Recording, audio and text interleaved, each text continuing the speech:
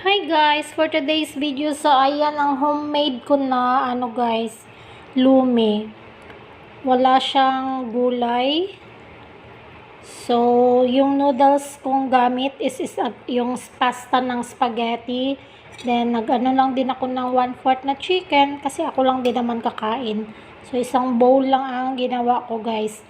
So, sa mga gustong mag-try dyan, pwede naman natin gamitin yung pasta noodles. Kasi dito kasi sa ibang bansa is kung ano lang meron, yun na.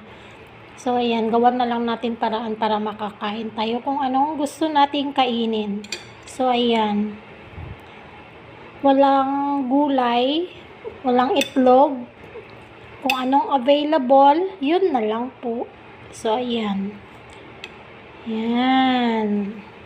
Medyo mainit pa guys.